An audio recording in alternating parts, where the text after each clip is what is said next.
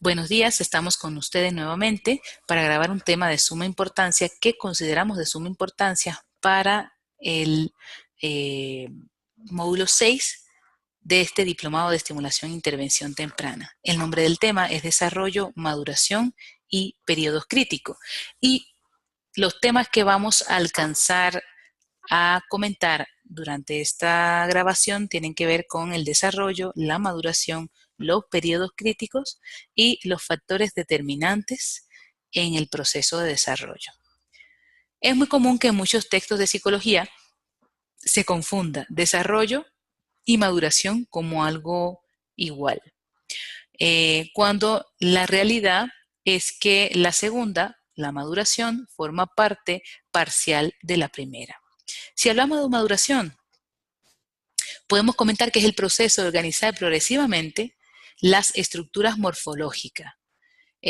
Supone cambios cualitativos en la organización anatómica y fisiológica. Por ejemplo, los mecanismos nerviosos que median la conducta no tienen capacidad funcional en edades tempranas y, por consecuencia, necesitan madurar. ¿Cómo lo podemos traducir? Un niño de 1 año no identifica que está bien o mal. Sin embargo, durante su recorrido en el desarrollo, los factores externos, o sea, el cuidador primario y las interacciones que tiene con el medio ambiente son los que van a favorecer este proceso de maduración. Speed define la maduración como el desarrollo del proceso filogenéticamente establecido en la especie en forma embriológica, lo que significa que tiene que ver con un grado de maduración en los sistemas neurofuncionales del niño. Si hablamos un poco de crecimiento, lo podemos ver como el aumento de aspectos cuantitativos de un organismo o ser vivo. Por ejemplo, lo que se caracteriza en talla, peso, volumen, específicamente en el aspecto físico. O sea que la progresión biofísico-social del individuo aporta datos que dan cierto valor de madurez, o sea, el crecimiento, estos datos cuantitativos que podemos verlo de forma medible, nos aportan a lo que es el término de maduración y a su vez el término de maduración nos aporta a lo que es el desarrollo de forma global. Hay características que debemos tomar en cuenta con respecto al crecimiento. No hay un crecimiento uniforme, que las partes del cuerpo crecen a un ritmo variado y en tiempos diferentes, y que esto es más o menos igual en todos los niños. Algo también muy importante que debemos conocer que es el ritmo de crecimiento es totalmente asincrónico y generalmente se efectúa por brotes, ¿no? Por ejemplo, como el aparato intestinal del niño, ¿no? Tiene un proceso de crecimiento, maduración y desarrollo. Si hablamos un poco de desarrollo, eh, Fernández Álvarez lo refleja como un incremento de habilidades funcionales, ¿no? Suele aplicarse a la totalidad de los fenómenos implicados en el cambio, tanto aspectos cualitativos como cuantitativos. Es decir, que entonces estaríamos volviendo a comentar que la parte de crecimiento y la parte de maduración están implícitas dentro del proceso de desarrollo. En el desarrollo entra la diversidad de factores como biológicos, emocionales, sociales, entre otros. Si nos referimos al desarrollo humano, realmente es súper atractivo, ¿no? Hablar del desarrollo humano es sorprendente, sobre todo porque el desarrollo humano es un proceso complejo que transcurre durante toda la vida, según diría Vygotsky, de la concepción hasta la muerte. El desarrollo nunca es idéntico en las personas, aun cuando convivan en un contexto similar. Cada recorrido en el proceso de desarrollo se puede considerar como un camino único. Entonces, dígase que en los niños cada uno tiene un recorrido particular, aun cuando son hermanos gemelos, aun cuando son hijos del mismo padre. Claro, este desarrollo no se puede desviar, no se puede despegar del apoyo externo, o sea, el adulto, el cuidador, incluso la interacción del medio ambiente.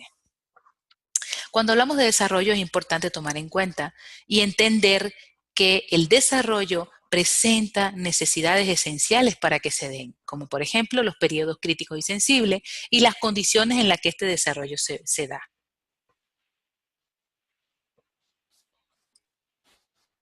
Cuando hablamos de los periodos críticos, en la teoría propuesta por Winton y Martín, inicialmente lo proponen como fase sensible de los componentes de rendimiento infantil. ¿Ok? ¿Qué dice esto? Bueno, hay periodos en la vida en los cuales se adquieren muy rápidamente modelos específicos de comportamiento vinculados con el ambiente y en los cuales se evidencia una elevada sensibilidad del organismo a determinadas experiencias externas o estímulos externos. Son periodos del desarrollo donde los seres humanos reaccionan de modo más intenso que otro a determinados estímulos externos, dando lugar por consecuencia a correspondientes efectos. Si vemos esta imagen, por ejemplo, que es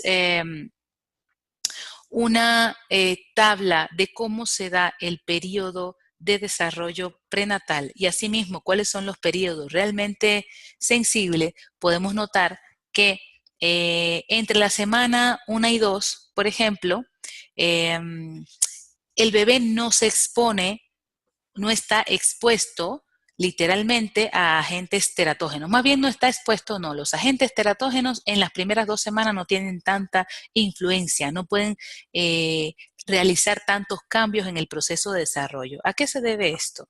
Nada. En este momento las células todavía están en una función pluripotencial. Significa que aún no tienen definido para qué son buenas, ¿verdad? ¿Cuál va a ser su función específica? Cualquier cosa que pase en este periodo todavía puede ser salvado porque las células que quedan eh, posiblemente tomen la función de las otras. A diferencia de a partir de la semana de las 3 a la 8, si ya está en un periodo altamente susceptible, o sea, las células, este proceso de formación además está en un periodo de alta susceptibilidad a agentes teratógenos, debido a que las células embrionarias ya tienen una disposición, ya tienen una especificación de qué órganos van a formar parte, ¿sí? Entonces, pues es muy común que en esta etapa ocurran gran parte de las afectaciones del neurodesarrollo por exposición probablemente a agentes teratógenos. De ahí que se recomienda mucho que las embarazadas el primer trimestre de embarazo preferentemente se cuiden porque es un periodo altamente sensible a cualquier exposición no adecuada. A diferencia de la semana 8 a la 32, existe una menor susceptibilidad a la aparición de malformaciones, aunque sí existe riesgo de alteraciones en la función de los órganos. ¿Por qué? Porque ya gran parte de los órganos están formadas, sin embargo, su maduración viene a partir de la semana 8, recordando que de la semana 32 en adelante hasta el nacimiento, ya estamos en un periodo de importante maduración funcional. Creo que ya ustedes conocen más o menos lo referente a los agentes teratógenos, pero bueno, para aquellos que a lo mejor no recuerdan, valdría la pena un poco recordar cuando hablamos de agentes teratógenos a qué nos referimos. En el concepto habitual están dados como cualquier sustancia química o agente físico, cuando hablamos de agente físico pueden ser radiaciones, agentes infecciosos, enfermedades maternas comunes o un estado carencial que pudiéramos traducirlo como una malnutrición en el proceso de embarazo, por ejemplo, que actuando durante este periodo embrionario o fetal es capaz de alterar de forma más o menos grave, dependiendo del periodo en el que se exponga el embarazo, a una alteración morfológica o funcional que se va a visualizar después en el periodo postnatal.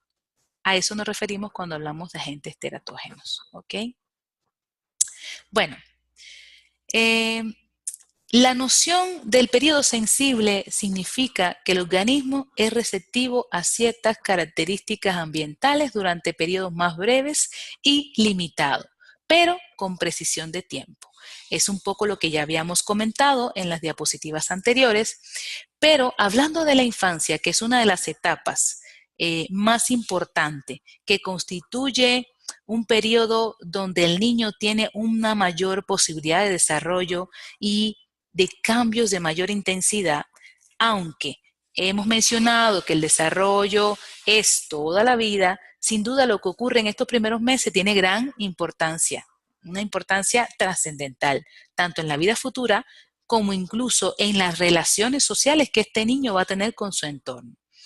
De tal forma que si nosotros hablamos de periodos críticos dentro del desarrollo y nos referimos, por ejemplo, y a esta imagen, podemos ver cómo de alguna forma cada uno de los meses hay algo muy significativo que tiene que ver con los periodos sensibles para el cual el niño está predispuesto a recibir esas series de estímulos. No sé, por ejemplo, aquí en los 4 meses dice, se sienta con apoyo. Significa que el niño a los 4 meses ya puede adoptar la postura de sentado con apoyo y que a los 6 probablemente ya domine la posición sedente. No sé, podemos poner otro ejemplo.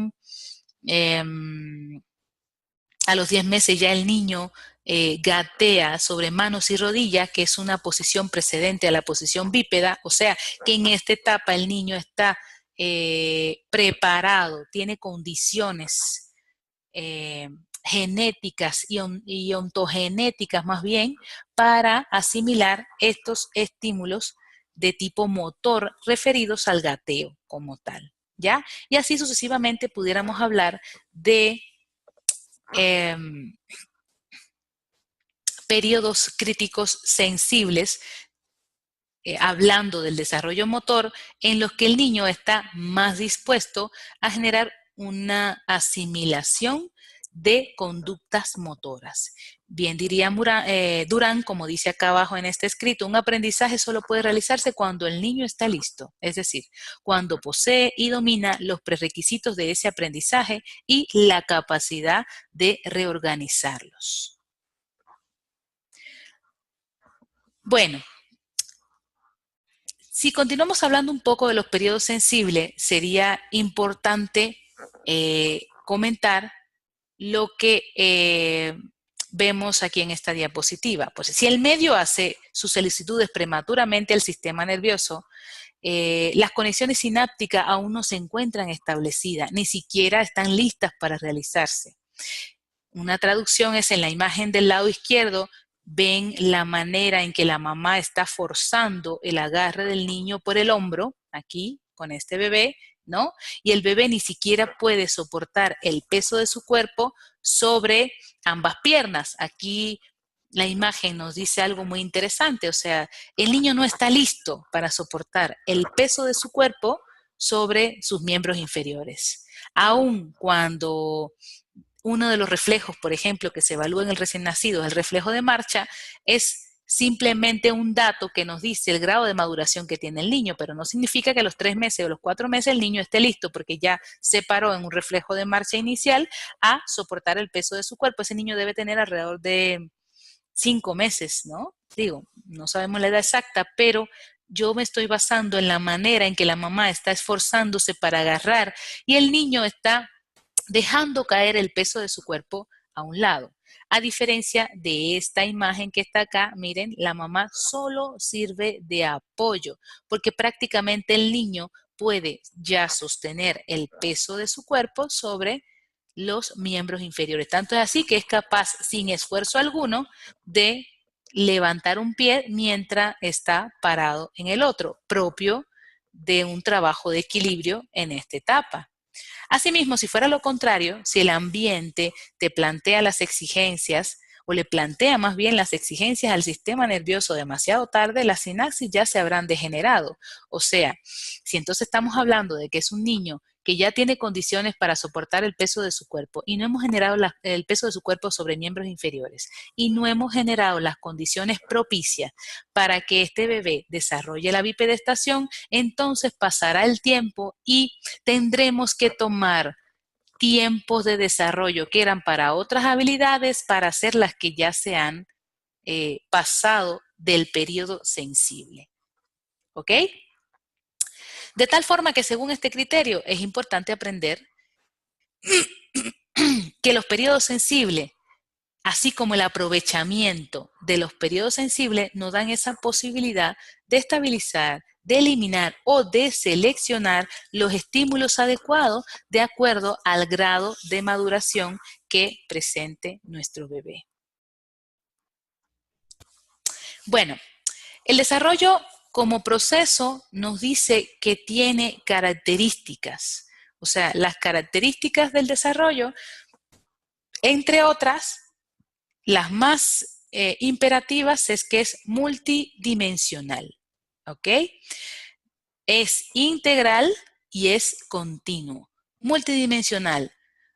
Se pone de manifiesto tanto el plano motor como el plano intelectual, como el plano emocional, como el plano social. Es integral, retomando un poco lo de multidimensional, pero además funcionan de manera interrelacionada, o sea que estas dimensiones funcionan o deben funcionar de manera interrelacionadas, indisoluble. Los cambios que se producen en una dimensión o área, como se conoce normalmente, influyen sobre el desarrollo de las otras y viceversa. Es continuo, ya lo habíamos comentado, del nacimiento durante toda la vida. Cualquier evento temprano puede contribuir o dificultar los eventos posteriores. Es un proceso de interacción biofísico y social donde interactuando con personas el ser humano puede llegar a un desarrollo adecuado con el medio ambiente, es culturalmente organizado y a la vez en este proceso el niño influye de manera positiva. Un niño con un desarrollo adecuado influye de manera positiva en su ambiente y lo puedes visualizar a través de las respuestas que da para soluciones específicas, así como las iniciativas de interacción con el medio externo. Así como hablamos de las características del desarrollo, tendríamos que hablar entonces también de los factores que lo determinan. El proceso de desarrollo, siendo un proceso biológico que implica, que integra crecimiento y maduración, se genera, se organiza y se promueve en un medio natural donde el niño crece. De tal modo que hay dos factores predeterminantes que favorecen o entorpecen dicho desarrollo, que son los ambientales o los de herencia.